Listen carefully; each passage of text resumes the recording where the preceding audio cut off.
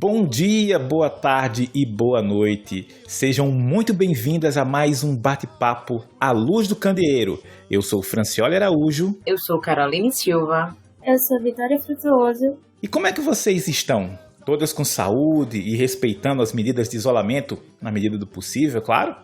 Com certeza, com certeza. É muito bom saber que estamos bem, mesmo nesse caso, né, nesse caos que estamos vivenciando, essa pandemia. E para começar nosso bate-papo, eu gostaria de pedir um grande favor a todos vocês que nos ouvem. Ajude a divulgar o nosso projeto para que a luz do nosso candeeiro possa chegar a mais pessoas e tocá-las com o brilho e o calor do conhecimento. Mas como é que eu posso fazer isso? Então, na verdade é mais simples do que a gente imagina. É só você se inscrever nos nossos principais agregadores, Spotify, Deezer, Google Podcast, ou você pode se inscrever logo no Anchor, que aí ele vai e manda para todos os nossos agregadores. Então se inscreve lá e toda segunda-feira a gente tá lançando episódio novo. Só isso? Exatamente, é muito simples. Isso mesmo. Além disso, você pode entrar em contato conosco para dar sugestões, ou sugerir algum tema que você acha interessante para os nossos futuros castings, a convidar, né, pessoas a participar conosco. Isso pode ser comentado nas nossas postagens no Instagram, no Twitter, também nas nossas outras redes sociais e principalmente na nossa página, que a gente vai deixar o link aqui embaixo. Você não precisa ter nenhuma rede social, é só clicar no link e vai direto para nossa página, tá? Envia também um e-mail para a gente, aluzdocandeeirocast@gmail.com. Também vamos deixar na descrição desse vídeo. Ou ainda deixa uma mensagem de voz diretamente do Anchor. Vamos adorar escutar a sua opinião. Aguardamos ansiosamente o seu contato.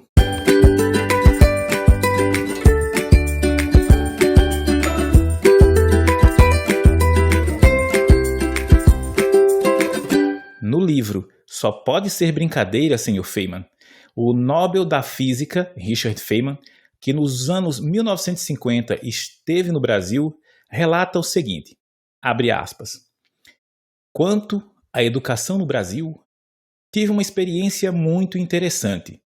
Estava ensinando para um grupo de estudantes que seriam professores, já que no Brasil da época não havia muitas oportunidades de trabalho com formação científica de alto nível. Esses alunos já tinham feito muitos cursos, e o meu seria seu curso mais avançado em eletricidade e magnetismo, equações de Maxwell e daí por diante. Descobri uma coisa muito estranha. Os alunos respondiam imediatamente às perguntas que eu fazia, mas quando fazia de novo a mesma pergunta sobre o mesmo assunto, até onde me lembro, eles não sabiam responder. Depois de muito investigar, descobri que os alunos tinham memorizado tudo, mas não sabiam o que aquilo significava. Pessoal, esse relato ele foi feito a uma visita que o físico fez ao Brasil há 70 anos atrás. Aqui no Brasil, isso acontecia com pessoas em formação científica de alto nível.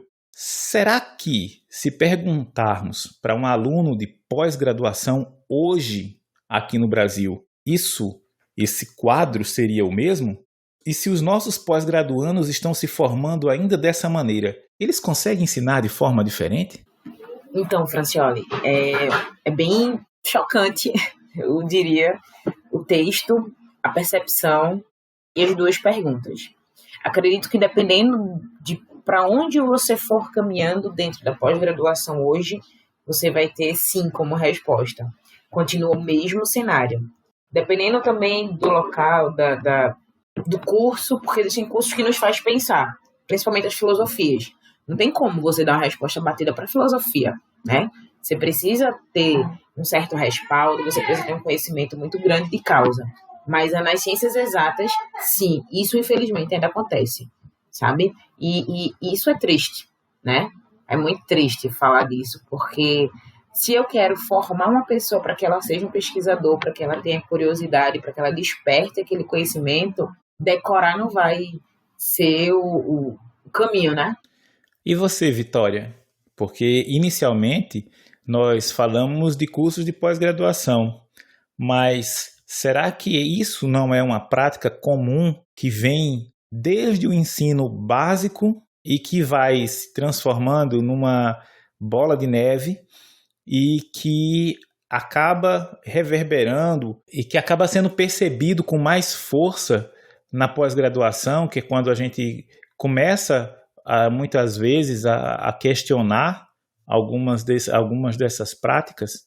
É exatamente isso. Na verdade, eu acho que a gente acaba enxergando de uma maneira um pouco mais séria na faculdade, nas universidades, porque quando você é do ensino fundamental, do ensino médio, existe a justificativa de você ser um adolescente, uma pessoa, uma criança, não tem tanta maturidade, mas quando chegar na universidade isso vai mudar. Mas, na verdade, é muito mais complexo que isso, porque é uma consequência de algo que já vem de antes, sabe? Então a coisa se torna muito pior. Para mim, eu tive uma experiência essa semana, inclusive. Minhas aulas de faculdade começaram. Então, está sendo a minha primeira experiência como universitária, né? No meu primeiro semestre. Então, eu saí do ensino médio e estou tendo aula agora em AD, né? Infelizmente. Mas, em uma das aulas de cálculo, eu estava percebendo que algumas regrinhas de matemática que eu realmente só decorava e fazia na prova, tipo, regras de operações com frações, ou o cortar e passar dividindo e coisas desse tipo, que antes eu só decorava, eu vi o porquê daquilo. Por que existiam essas regras? Antes, pra mim, era algo que, facilita a vida, coloquei aqui, valeu. Mas se eu soubesse o porquê, que existe uma justificativa muito plausível para isso, eu teria conseguido fazer muito mais e não esquecer tão facilmente, sabe? Ou não me enrolar tanto na hora da prova, porque decorar fórmulas e coisas assim, até a Carol falou, né, que assim, isso é muito comum mais na área de exatas, isso faz com que você pode até decorar, mas semana que vem você pode simplesmente perder, sabe? Mas quando você entende de fato o porquê daquilo, como aquilo está funcionando, é muito melhor. E na faculdade, eu acho isso mais perigoso, mais complicado, porque como você disse, será que esses alunos não vão estar passando para os outros alunos, enfim, quando eles forem futuros professores, essa mesma ideia, esse mesmo método, sabe, de não ter essa liberdade em sala de aula para questionar, ou apenas decorar e não realmente aprender? Ou será que eu, como futura engenheira, vou estar sendo uma engenheira boa, de fato, ou vou estar só apenas decorando coisas para a prova? Não é preocupante que a gente esteja na faculdade se profissionalizando e o nosso único objetivo é passar na prova da semana que vem? É pesado, né? Porque aí o conhecimento que era para ficar para a vida toda vai ficar para uma prova ou para uma atividade, uma avaliação de minutos, e que a gente não vai levar para a vida e que talvez a gente precise em algum momento, porque a vida cobra, né? E aí, o conhecimento, a gente só deixou passar, só pegou, anotou e disse, pronto, já entendi, e quando na verdade a gente não entendeu nada? A gente tem uma situação aí bem interessante, não é? Porque no mesmo livro é relatado, e isso também a gente pode abordar com mais profundidade em um outro episódio, algo que é muito comum em sala de aula, mas nesse caso ainda especificamente falando em um curso de pós-graduação, cientistas de alto nível que, segundo as palavras do próprio Feynman, como não tinham outra perspectiva de trabalhar com ciência avançada no país, iam ser professores. Algo que, de certa forma, ainda acontece bastante no país. Tanto que nos leva a crer, ou leva muitos estudantes a crerem que a única saída para o pós-graduando seria continuar na academia, né, como professores. Então, quando você está em sala de aula e aparece alguém um pouco atrevido que acaba questionando o professor sobre um determinado assunto que ele está conversando ali, né, que ele está falando, algumas pessoas dizem que, poxa, por que você está fazendo essa pergunta? A gente quer aprender mais, a gente quer... E esquece que o aprendizado real, a aprendizagem real, ela passa justamente pela discussão dos fenômenos. É muito simples e muito comum, corriqueiro ainda, que nós, dentro de uma sala de aula, independente do nível de estudo, nós sejamos apresentados a conceitos, seja muito fácil apresentarmos ou seja muito fácil criarmos alguns questionários para a prova, porque nós estudamos em cima disso, e nos esquecemos de fazer, por exemplo, leituras complementares, observações extremamente importantes, porque também relatado pelo Feynman, o que acontecia é que as pessoas, elas, por terem um embasamento matemático, tentavam resolver as coisas de forma matemática, mas se esqueciam, por exemplo, da tentativa e erro. Então, é uma coisa muito comum que as crianças fazem, essa associação de tentativa e erro, e que por soberba e que por treinamento, você é treinado em um determinado nível a fazer simplesmente o seu julgamento matemático, então você vai querer sempre fazer aquele julgamento matemático inicialmente, sem colocar a mão na massa, sem observar fenômenos, e isso nos leva a perder uma parte essencial daquilo que leva realmente ao aprendizado, ou à aprendizagem, que é a observação do fenômeno. Então, eu vejo isso ainda como um ponto muito crítico, enquanto professor vejo isso, como é difícil retirar esse conceito da cabeça das pessoas, inicialmente dos próprios professores, porque nós somos ensinados dessa forma, e depois dos alunos, porque eu me lembro muito bem que, tendo aula com um professor com uma metodologia um pouco diferente, que era justamente uma metodologia que nos fazia pensar, ele não era o preferido da turma, justamente porque ele nos fazia pensar, ele nos fazia observar os fenômenos e, a partir dos fenômenos observados, traçar as relações com a física, com a química, com a biologia. E isso é um caminho que nós não estamos acostumados normalmente. Vocês têm essa percepção também, em algum momento, em alguma aula, uma disciplina que vocês tiveram, que fez com que vocês percebessem que existe essa relação? Eu tenho. Eu lembro que as aulas de história, elas me faziam, sabe, muito além do que estava no livro, porque eu buscava para ler, para entender, para explicar com propriedade. Então, assim, sabe, quando você se domina, você não precisa nem olhar para o papel. E quando eu ia para as outras disciplinas, e olha que isso era no ensino médio. Quando eu ia para física, para matemática, eu meio que dava aquela gaguejada, que tinha que anotar, que tinha que decorar uma fórmula. A gente vai para a graduação, a gente acha que vai mudar e a gente começa a observar que em muitas disciplinas nada mudou, sabe? Eu tive muitas disciplinas que, caramba, eu não sei nada, absolutamente nada, não lembro. E existem disciplinas que mesmo de exatas eu lembro muita coisa, porque o professor fazia com que a gente aprendesse. E isso é incrível. Você vai e faz uma viagem maravilhosa. E hoje na pós-graduação eu digo, gente, eu aprendi muita coisa. E senti falta de muita coisa também. Por quê? Porque minha bagagem, foi ficando defasada ao longo do caminho, de decorar para a prova aquele professor, que, bom ou ruim, não sei se vocês concordam, mas o sistema impulsiona para que muitos professores sejam dessa forma, né? Às vezes, ele já veio desse sistema, principalmente os mais antigos, né? Já veio dessa forma e para mudar é mais complicado. Então, quando os novos, eles começam numa pegada diferente, numa didática diferente, em trazer para a gente algo aplicado, e daí, como a Francioli colocou, muita gente não vai gostar, porque vai fazer pensar, e pensar dói. Pensar não é bom, mas aí pensar é necessário, sabe? Eu acho que não é se é de ciência humana, se é de ciências exatas, se é filosofia, se é história.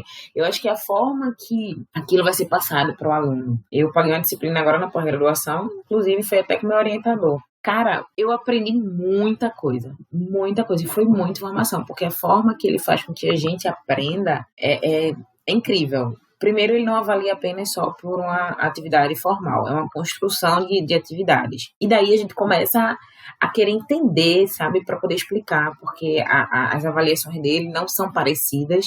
Então, para poder explicar, ele não quer que você coloque igual o livro, ele quer que coloque as suas palavras, o que você entendeu, para que ele possa, então, lhe ajudar a reformular seu conceito, caso tenha algo incoerente, ou para reafirmar o que você já sabe que esteja correto. Então, assim, eu fiquei super cansada, mas hoje eu digo a você, eu tenho uma bagagem dessa disciplina que eu não tinha muito tempo prazer de estudar isso, de ler, de aprender, de explicar para outras pessoas com o que eu sei, sabe? Sem precisar estar olhando o livro, decorando. Lógico, a gente sempre tem que estar dando uma olhada, uma revisada, porque ninguém é uma enciclopédia. Mas você saber o pouco de cada coisa, acho que é muito importante. E a didática e como isso vai ser passado para a gente também é muito importante.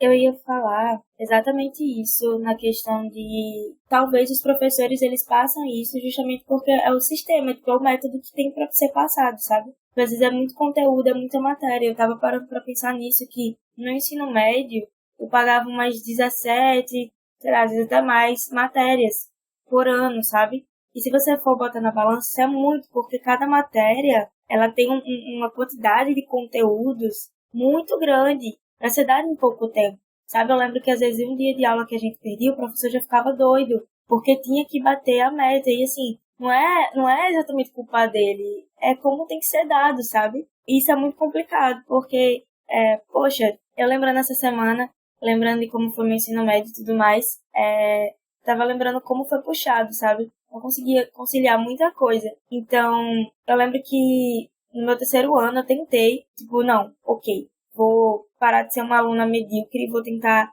realmente aprender as coisas que estão me sendo dadas aqui. Vou tentar estudar direitinho para não chegar na prova e apenas decorar. Mas, gente, como você faz isso com, sei lá, 12 matérias, sabe? E cada matéria é muito extensa. Se você pegar biologia, meu Deus. Se pegar depois matemática ou história mesmo, como o Carol falou, é muito conteúdo para você aprender. Fora que, no meu caso, eu tinha bolsa de pesquisa, monitoria, todas essas coisas. Então, como você faz para conciliar tudo isso, sabe? E fora a carga horária, assim, é muitas horas que você passa sentado, apenas, tipo, vendo o professor falar. Isso é cansativo, ele desmotiva muito, entendeu? Você, às vezes, acaba chegando no final do seu curso da graduação, ou, enfim, ensino médio, alguma coisa assim, você já tá, assim, chutando o balde, sabe? Pegando qualquer matéria, ou até mesmo quando a gente encontra uma matéria legal, como o caso de Carol que falou de história, tudo mais, um professor legal, certo, mas as outras 1000 matérias que você tem, sabe, que tá tomando seu tempo, então, às vezes você quer até dar o seu melhor naquela matéria, porque você tá gostando, tá animado, mas é tão cansativo. Então, assim, é até complicado você, não, depois desse podcast, percebi que realmente tô fazendo muita coisa aqui errado, mas a carga horária é muito pesada, sabe? O que nos é cobrado é muito pesado. E, então, assim, é bem complicado resolver essa situação, porque não depende só de um lado. Vitória, eu ouvi essa semana uma charge muito interessante no Instagram. Você tem um professor ensinando um aluno e você tem um primeiro plano, esse aluno numa caixinha. E o professor, ele dizendo para o aluno, você precisa pensar fora da caixa. E aí você tem uma outra visão, um segundo plano, onde o que você tem é o professor e o aluno dentro de uma caixa maior. Então, evidentemente, existem professores, existem pesquisadores que dizem que nós não pensamos dentro da caixa, mas nós somos adestrados dentro de uma caixa. E sair dessa caixa é muito complicado.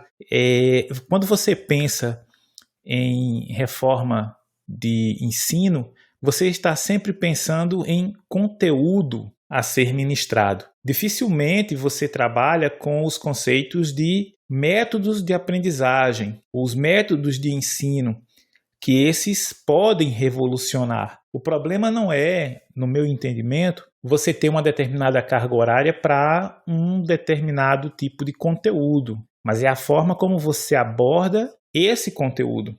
De forma geral, nós temos um sistema educacional que ele prioriza que você tenha aí determinados conhecimentos que são irreais, que você não consegue chegar no final de um período, por exemplo, de uma série, sabendo aquilo ali. Por quê? Porque você não é ensinado aquele conhecimento. Aquele conhecimento não lhe é passado de forma que você aprenda. Ele normalmente é passado da forma que você estude para uma prova, você vai decorar aquilo momentaneamente, você vai colocar aquela informação no teu HD e, passada a prova, você vai ter simplesmente que apagar aquilo, porque, como você coloca, existem outras coisas, e aí você vai ocupando o teu HD. Então, esse HD ele vai jogando aquela informação para trás ou ele vai realmente apagando. Por quê? Porque você escreveu ela ali de uma forma tão superficial, que era somente para decorar, que você não buscou entender os fenômenos. Mas por que o aluno não busca entender o fenômeno? Porque ele é adestrado a não fazê-lo. Nós somos adestrados, muitas vezes, a responder perguntas objetivas. Não nos é dada, muitas vezes, a oportunidade de respondermos perguntas que são discursivas. Eu não vou falar sobre aquela coisa.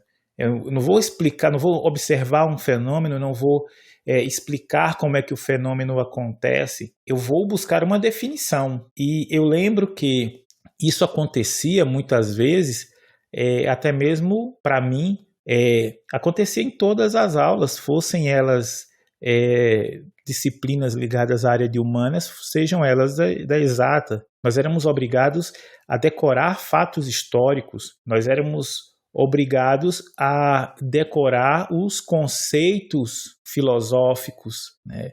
Então, você não tem ali, para muitos casos, claro que nós temos exceções, você vai ter alguns professores que pensam realmente fora dessa caixinha, mas no geral, as pessoas elas ensinam da forma que elas aprendem. E, infelizmente, dentro do ambiente acadêmico, eu não vejo de uma forma bem geral essa mudança. Eu vejo as pessoas repetindo os mesmos erros de sua formação, porque muitos colocam-se na situação de foi assim que eu aprendi, é assim que eu vou ensinar. Então, eu acho que assim, a gente ainda precisa melhorar muito em termos de academia nesse sentido de ensinar melhor, de fazer com que as pessoas elas observem os fenômenos e a partir desses fenômenos eles tirem aquelas informações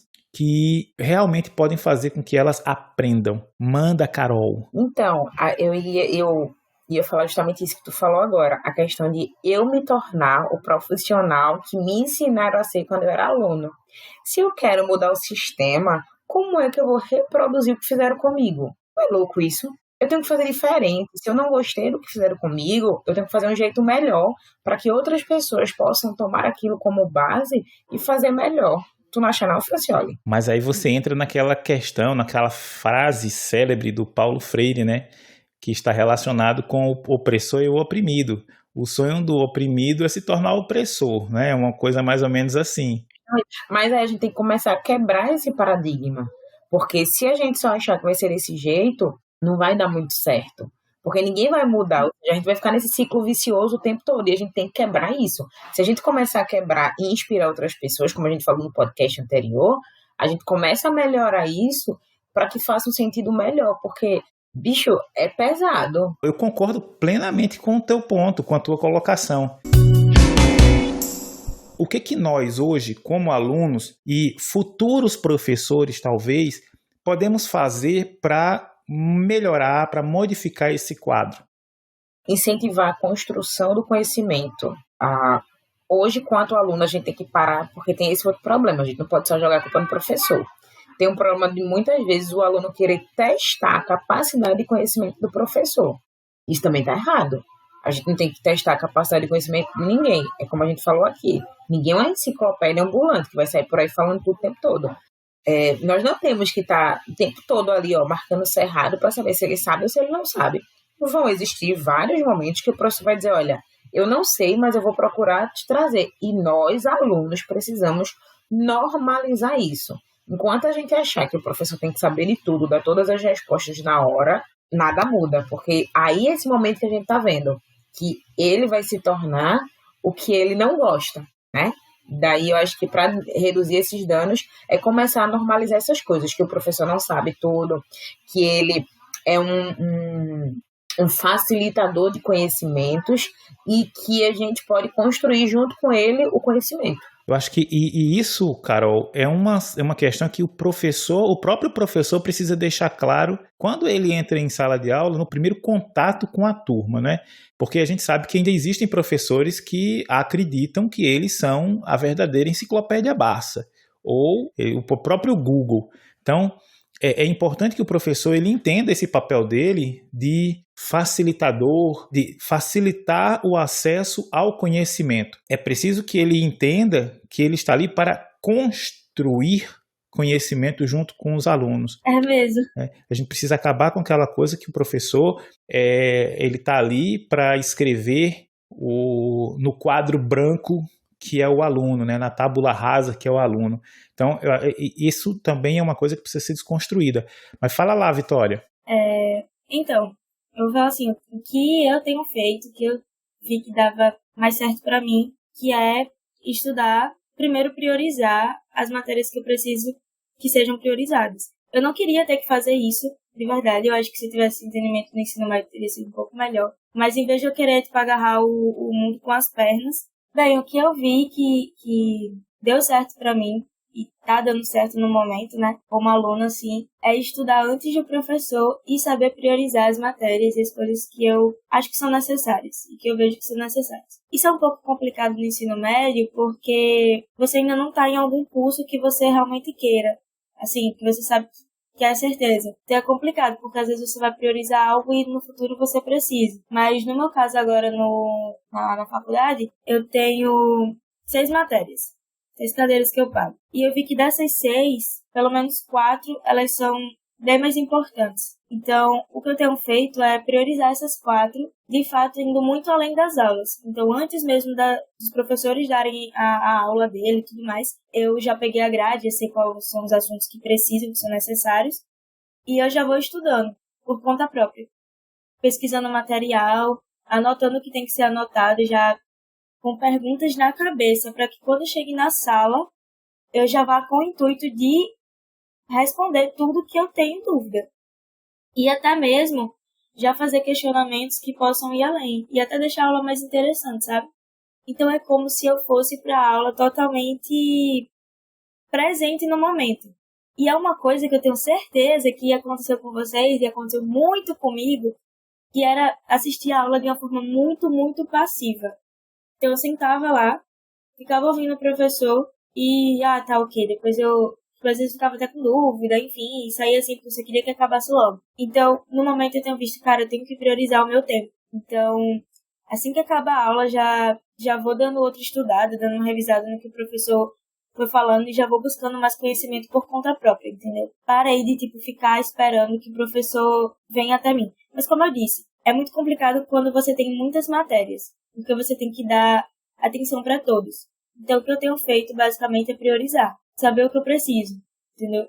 Então, é mais ou menos por aí.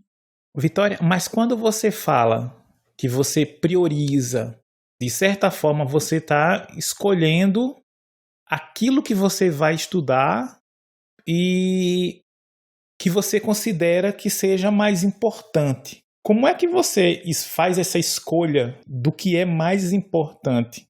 Bom, assim como eu tinha falado, eu até fiquei com medo de falar isso justamente porque podia ficar meio estranho. No meu caso, na faculdade, eu vi as matérias que assim, além de serem obrigatórias e são requisitos básicos, iam fazer uma maior diferença. Por exemplo, em engenharia, a gente precisa de cálculo, muito. Então, é uma matéria que eu preciso priorizar bastante, entendeu? Já no meu caso, a gente tem uma matéria de português, que no meu caso eu não considero tão importante porque ela é voltada mais para fazer artigos científicos. E eu já tenho um pouco dessa bagagem, então não é que eu não vá assistir as aulas, eu vou assistir as aulas, mas para mim aquele conhecimento só da aula da professora, ele basta, entendeu? Não vai ser algo que eu vou ficar indo atrás. Deu para entender mais ou menos a diferença? Mas isso, claro, que é totalmente no meu caso, a minha vivência, por eu ter tido isso. Então, mais ou menos por aí. Eu acho que o importante é a gente fixar alguma coisa, né? Não temos como aprender tudo, mas eu acredito que o pouco que a gente conseguir absorver vai ser importante. E como pesquisadores, nós temos que colocar em mente que temos que estar o tempo todo em construção, revisitando memórias, trazendo novas, porque não tem como você construir apenas um conhecimento, porque é dinâmico, tudo muda o tempo todo. Então, o importante é você buscar.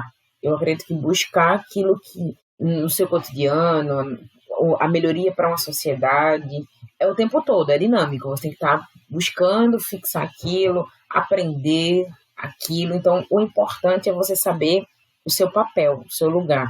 E como pesquisador, você está sempre pronto para os novos desafios e sempre aberto para aprender coisas novas, porque é tudo novo o tempo todo, né?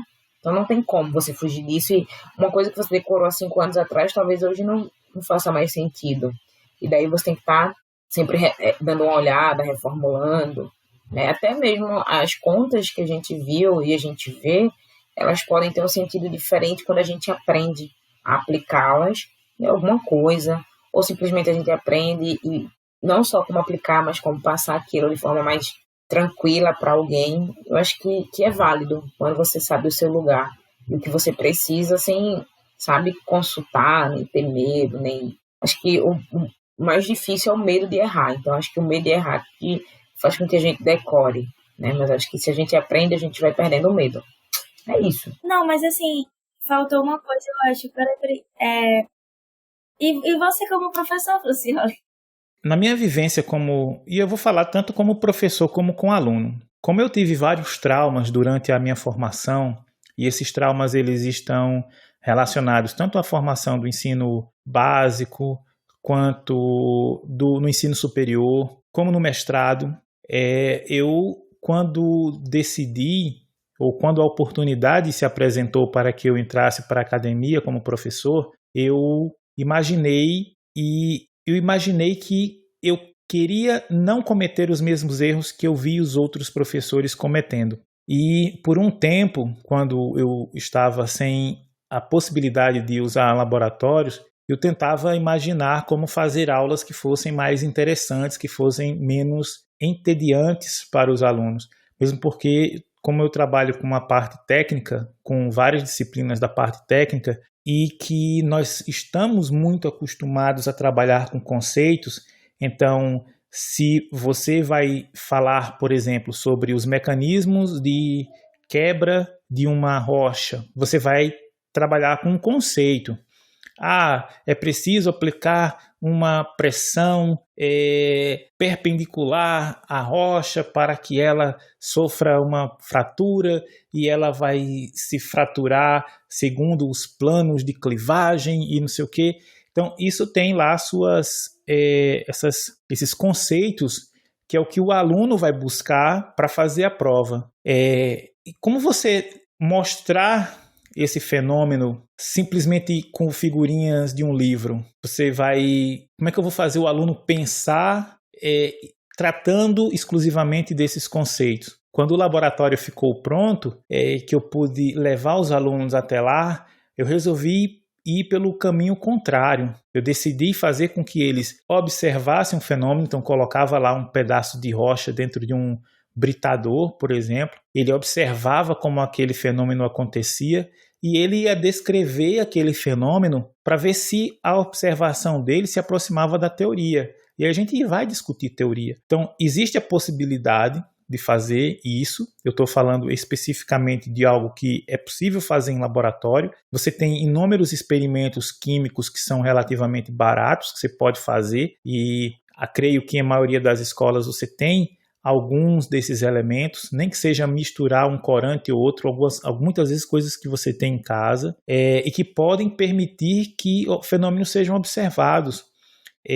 Então, eu acho que passa muito por isso. É por você modificar um pouco ou radicalmente a forma como as coisas elas são vistas. É você trazer o campo da observação primeiro para associação com a teoria depois.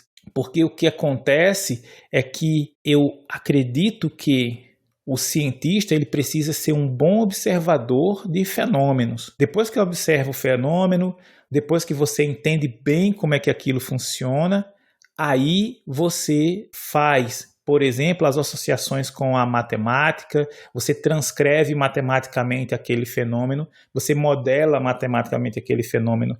Mas se eu não consigo entender o fenômeno, eu passo apenas por conceitos. Esses conceitos, eles são muitas vezes interpretados de uma forma, porque eu apenas decorei ele, mas eu não consigo fazer associações. Eu vejo isso muito com meu filho aqui de 11 anos, está no 6º ano. Ele estuda alguma coisa baseado nas perguntas, nos questionários. Na minha época eram uns questionários, então você tinha questionários gigantescos. Então você estudava aquilo pelos questionários e você só sabia responder se a pergunta que caísse na prova fosse uma daquelas que estava no questionário. Você só sabia responder se você tivesse estudado aquela definição. Você só sabia responder se você tivesse decorado aquele fato histórico. Você não é ensinado de uma forma bem geral a pensar o fenômeno, a pensar as coisas. Você é ensinado a observar o que está escrito e simplesmente replicar aquilo. Os livros, inclusive, eles são feitos com essa mentalidade. O livro não vai lhe fazer pensar sobre um fenômeno. Ele não sugere, muitas vezes, os livros eles não sugerem que você faça a observação, que você coloque a mão na massa. E isso é um problema muito sério. Então, eu acho que mudar essa visão é importante. Como aluno, a gente precisa ter uma família que incentive, a gente precisa ter um ambiente escolar que incentive a gente a olhar além do que é dado em sala de aula, para que eu possa observar. Você falou, Vitória, da questão dos artigos. Eu acho que a gente nunca... Porque o artigo está muito relacionado à escrita, né? Ele está muito relacionado à escrita. Primeiro é você observar o fenômeno e você conseguir transcrever aquilo para um artigo, no formato do artigo. Então, imagina que você precisa sempre estar aprimorando essa técnica. Então, não adianta alguém chegar para você e falar que você tem que escrever de tal forma se você não escreve, se você não aprimora o teu estilo. Então, eu acho que é mão na massa. O que a gente precisa é observar mais e conseguir transcrever aquilo que a gente observa. Então, a gente tem que ter a noção, e o sistema educacional precisa colocar isso, que as linhas de conhecimento, que os campos de conhecimento, eles não são dissociados, eles estão muito associados, e isso é, para mim, ponto-chave para que a gente consiga realmente sair da caixinha e consiga fazer com que o nosso sistema ele comece a produzir pessoas que pensem, e não somente pessoas que decoram. Então, o nosso sistema ele passe a ser algo que a gente seja capaz apenas de decorar para realmente aprender e que esses conhecimentos eles possam ser fixados em nós por tempo maior e que a gente realmente possa utilizá-los. Mas sem a mão na massa, eu não acredito que isso seja possível. E é isso, meu povo. O querosene está acabando. E antes que as paredes fiquem cheias de fuligem e sem esgotar o assunto, vamos ficando por aqui. Agradecendo a todos vocês que foram suficientemente resilientes para chegar até aqui. Se você está nos conhecendo agora, aproveite para maratonar o podcast durante a semana e não se esqueçam de nos seguir nas redes sociais. Atualmente estamos presentes no Instagram, @aluzdocandeeiro, no Twitter, @aluzdocandeeiro, além da nossa página aluzdocandeeiro.com.br e do e-mail aluzdocandeeirocast@gmail.com. Todos os links na descrição do episódio. Então, galera, não esqueça de interagir com a gente, mande para os seus amigos, de sugestão aqui do que vocês querem ouvir nos nossos próximos podcasts. Isso vai ser muito importante para a gente saber o que vocês estão querendo. E a gente agora em março vai fazer um sorteio para os nossos ouvintes. E um exemplar de um livro que a gente já falou nos episódios passados. Então fiquem atentos às regras que a gente vai divulgar tanto nos próximos episódios, como também nas redes sociais. E não esqueça de divulgar o nosso trabalho. Então, pessoal, aproveitando a oportunidade para falar que agora em março, a SBPmat, juntamente com o University Chapter, vão estar promovendo um ciclo de webinars a partir do dia 8, e o tema principal será empreendedorismo na ciência, do laboratório ao mercado. Fica aí essa dica, tá? Se liga na página da sbpmat.org.br e lá terão todas as informações de como acontecerão e quando acontecerão as lives. É isso aí, pessoal. Até a próxima. Tchau, tchau, pessoal. Até a próxima semana. Espero vocês. Valeu.